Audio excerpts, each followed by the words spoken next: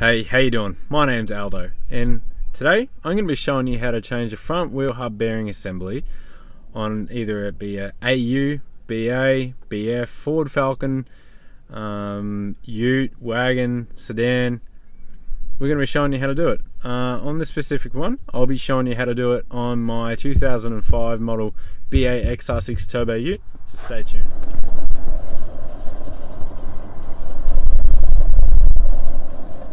That is the sound of a faulty wheel bearing. Generally that sort of noise will come into the wheel at about 40 kilometers per hour. Alright, so tools that we will need: rattle gun, 21mm wheel socket, 10mm socket, and 36mm socket, screwdriver, and a hammer. So first things first is we are going to remove this brake caliper here. You got a 15mm bolt there, 15mm bolt there. It's got a brake line that makes it easier if you just pull that off. All it is a little clip with two little flat spots in it. The flat spots coincide with this little bracket here. Put it in, rotates, pops out. Easy as that. And from there, brake caliper is going to come off. Brake rotor will come off. Then we will have access to the wheel hub. So now we have the brake rotor off, we have access to the wheel hub assembly. Brake calipers is held up there with the zip tie, easy done, out of the way. You're not going to hurt your brake lines. I mean, for the time it's going to take for this hub to come off, really I could have just let it hang there, but I don't feel like replacing any sort of brake lines anytime soon. I mean, this car is 16 years old this year, so I don't want to go pushing my luck with a rubber brake line. So next step, what we're going to do is we're going to remove this cap. This cap covers the nut from any sort of water damage. So yeah, we'll get to that.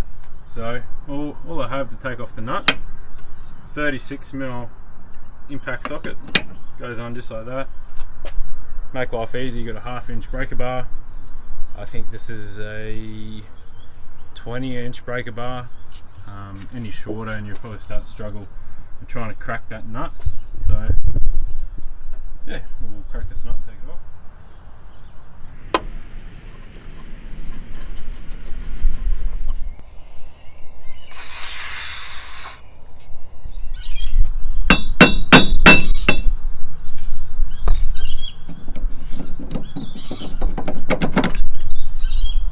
So just like that, the wheel bearings come off. It's just left the back race on the spindle. There must have just been a little bit of build up of dirt or grease or something like that. So as you can see, inside of the bearing casing, it's actually cracked that lower ring there. Just going. Alright, so back race is stuck on there just a little bit. So all we're going to do, we've got a cold chisel, nice big hammer. I think there's a 32-ounce hammer. Stick it right in the edge there. And then this 1, 2, 3. So after it's off, just a quick little spray of lubricant, rag, or if you're wearing a rag shirt, just give it a quick little rub, clean up any sort of dirts, any sort of particulates that will cause any sort of binding or anything that will stop the new bearing from going on as nicely as it should. Just like that. Nice and clean, good to go. Right, so here we are, we're going to open up the new box, new bearing. What have I got to find in the box?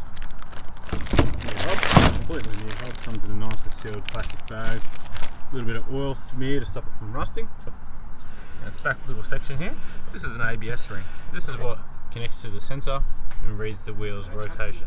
This hub also comes with new wheel studs. Or high tensile, high torque wheel studs. New bearing, good bearing, and I mean it all looks pretty schmick. I think I got this from Burson Auto Parts. It was $75, all warranted and all that sort of stuff. So let's go chuck it on the car. Just like that, slides on, just like that. So then what we're going to do?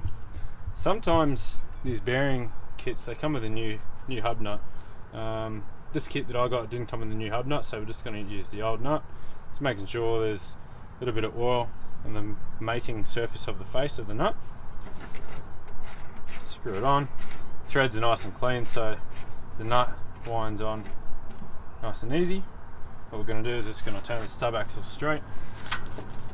Now, these Falcons, when you turn the stub without the power steering running and without the car running, what can happen is it will actually aerate the system. So when you turn on the car, it's going to do that usual Falcon power steering whine.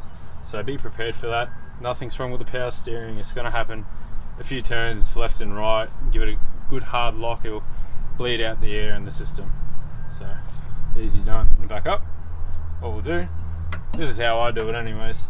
There's a way to do it by the book, and then there's a way of 10 years plus experience on actually doing it.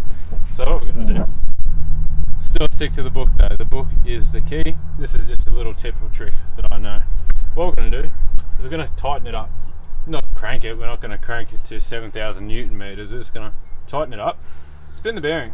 As you can hear already, that's spinning so much more free, less grumbly.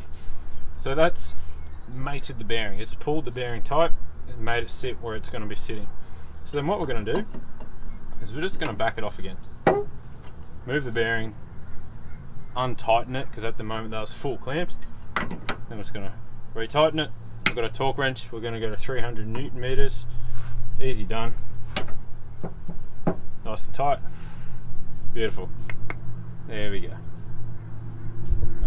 We're putting back the brakes. So what we do is we put the rotor on. It slips on just like so. We're just going to put the nut back on there just to hold it straight for when the rotor goes back. The brake caliper goes back on. The pad's not going to kick and all that sort of stuff. Alright, we'll just take the caliper off and put it there. Alright, so if you don't have side cutters, then you've got to remove it. Zip tie, what you do is put a screwdriver in there, turn it around, release it just like that. So that way, you're not running around like a mad dog trying to find some side cutters. Then all we do, make sure the pads are sitting where they have to sit. Top in. Sometimes this can be a little bit more frustrating than it needs to be. Just like that, and we just go and put the 15mm bolts back on the caliper. As you'll notice, one bolt has the bracket for the brake line. That goes up on the top section. The other bolt goes on the bottom section. Always use Loctite. Alright, so with the wheel bearing changed, now the only rotational noise is a little bit of a brake touching the rotor. Beautiful. That's exactly what we want. That's exactly how we need it. A few thousand Ks, it's always good to check it up, make sure there's no up and down movement. That's the easiest way to set up a wheel bearing plate. Just go up, down, check up and down, and if there's any sort of rotational grumbling. So after a few thousand Ks, we'll jack it up again, recheck all that, recheck the wheel nuts, pop off the hub nut, make sure the nut's still tensioned, and we're all good to go. Thanks for watching, have a good time, remember to like and subscribe.